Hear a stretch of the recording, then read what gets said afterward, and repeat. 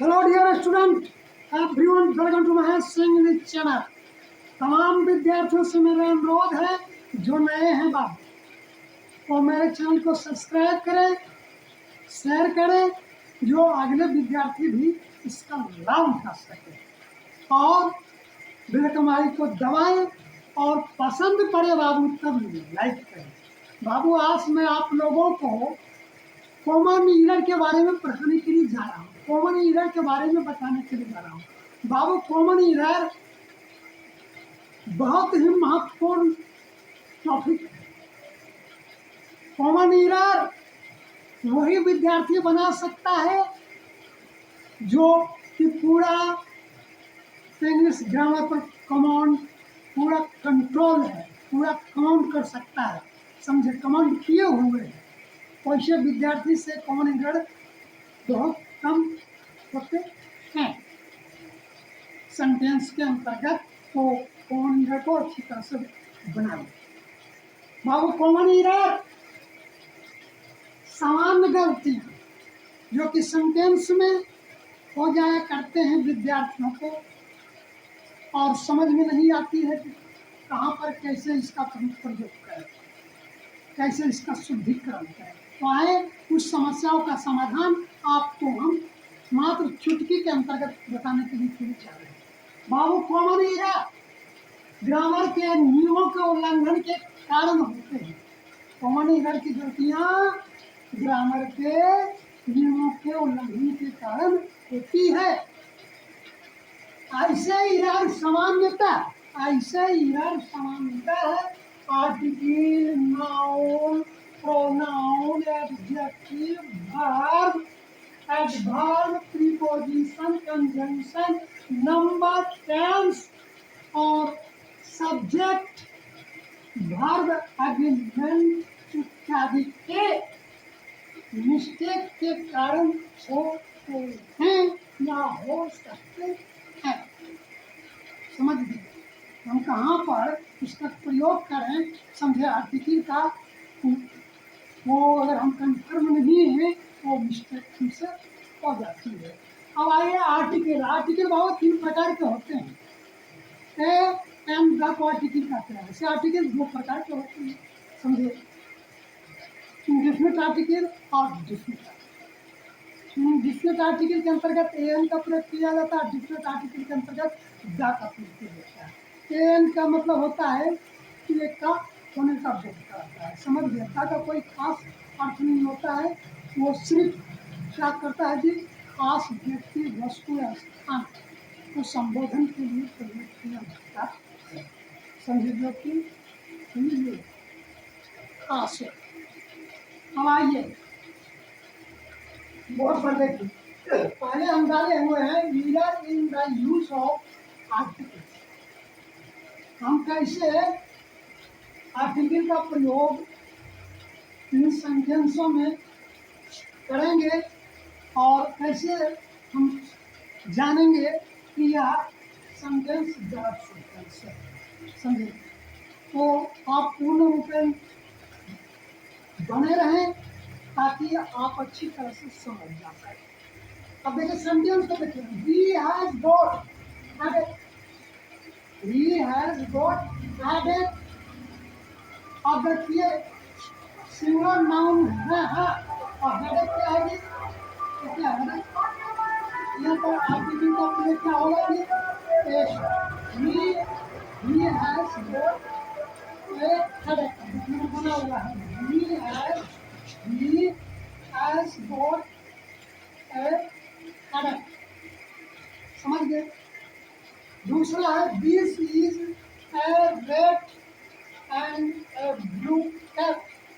दूसरा सेंटेंस है this is red and blue cap.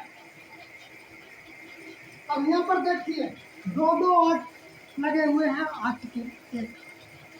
अब इसमें क्या होता है बाबू, this is a red and a blue cap.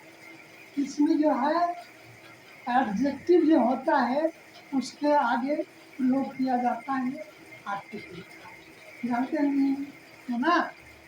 और नाउन के आगे क्या होता है जी, ए का प्रयोग होता है। इसका विचार आर्टिकल का प्रयोग, ए का प्रयोग किसी नाउन के आगे आता है। अगर नाउन जो कॉन्सोनेंट से प्रारंभ होता है तो ये लग जाएगा, समझे बाबू। अगर वावल से प्रारंभ होता है तो क्या लगेगा ना। और अगर एडजेक्टिव रहेंगे तो इसका पहला अक्षर अगर मतलब क्या होगा जी, अगर कॉन्सोनेंट से रहेगा तो ये लग जाएगा, लगेगा ना।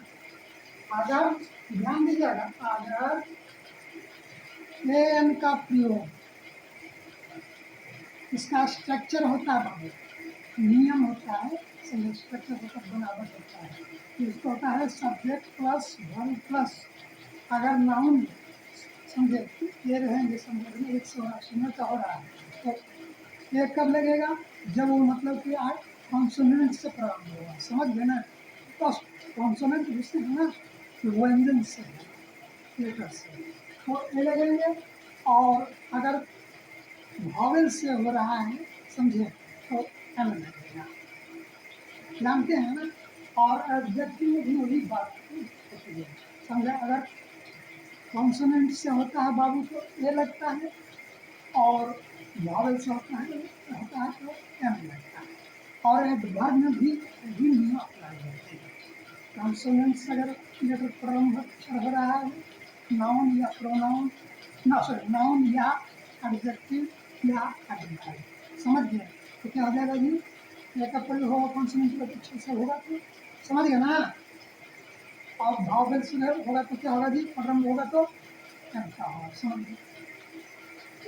अब है this is red and blue cat, यह लाल और काली टोपी है। यह ये का बोल रहा है, यह क्या होगा, दिस इज, अब देखना कितना होगा, this is a red and blue cat, इस तरह का दिया, समझिए। तो है तीसरा, ही इज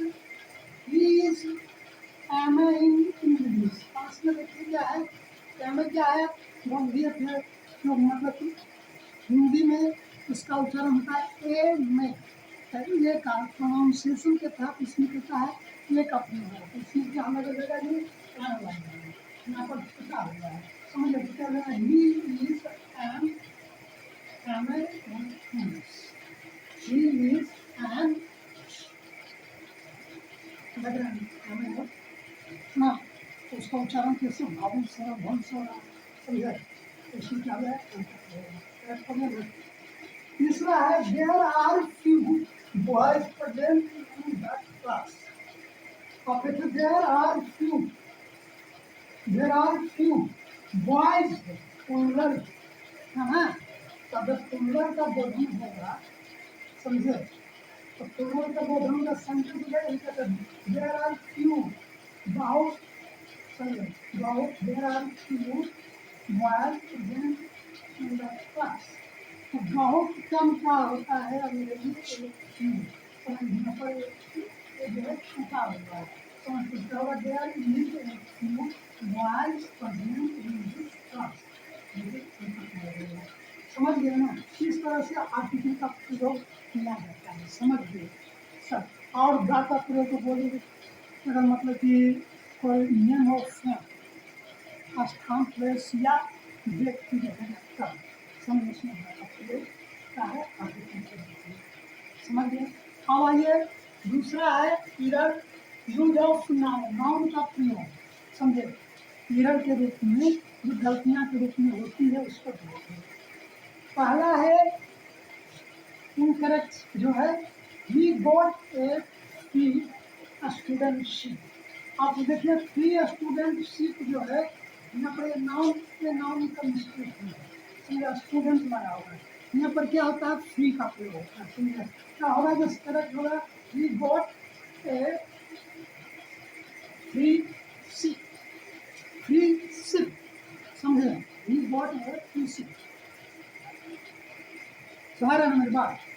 अब है दूसरा है जो है बाबू, incorrect, he is my cousin brother, अब कजन ब्रदर जो है, ब्रदर का है ये, ब्रदर भाई, कजन भी क्या है जी? चचेरा। अब चचेरा भाई को ही मतलब चचेरा ब्रदर, चचेरा ममेरा पुचेरा भाई हो या भाई ही हो, उसमें क्या होता है जी? प्रयोग क्या हो जाता है? कजन। सिर्फ कजन से ही काम चल जाता है, उसमें चचेरा ममेरा पुचेरा भाई ऐड हो जाता है। समझे? मिस्टेक होता है। इसका करेक्ट क्या हो जाएगा? ही इज माई कजन, वह मेरा चचेरा भाई है। समझ गए? और यहाँ पर देख रहे हैं ही यानी हुआ, सी इज माई कजन, तो वह मेरी चचेरी बहन है ना? और समझ गए? हमारा इस तरह का जो है तो आपको नाउन मिस्टेक होता है, और इस तरह से मतलब कि चुने जाते हैं और पहचाने जाते हैं, और इस तरह से इसका यूज समझ गए? तीसरा है आपको common in the use of pronoun. Pronoun बाबू कितने प्रकार के होते हैं? ये 7 प्रकार के होते हैं। I, we, you, they, he, she, it. समझे? ये प्रोनाउन है। और वो प्रोनाउन के जो केस हैं, नॉमिनेटिव केस में आते हैं, और एडजेक्टिव केस, और क्या होता है जी? ऑब्जेक्टिव केस, सॉरी नाम इधर नहीं लाना, यही उसमें नहीं था। अब देखिए प्रोनाउंस होता है। प्रोनाउन का मतलब होता है क्या? प्रोनाउन होता है सर्वनाम, जो संज्ञा के बदले में खड़ा होता है। उसके बारे में हमको use here in the use of pronoun. समझे? प्रोनाउन आता है गलतियां को प्रोनाउन में प्रयोग,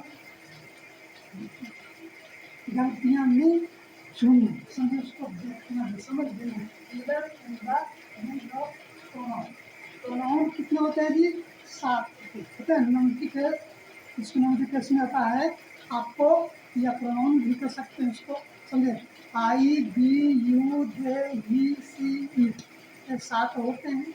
और आपको प्रोनाउन के अंतर्गत जो है my self, himself, my self, ourselves, yourself, yourself, themselves, himself, herself, सभी इसमें प्रयोग किया जाता है सेंटेंस के अनुसार। इसमें क्लियर करना पड़ता है, क्लियर करके। अब देखिए ही इज और देन मी।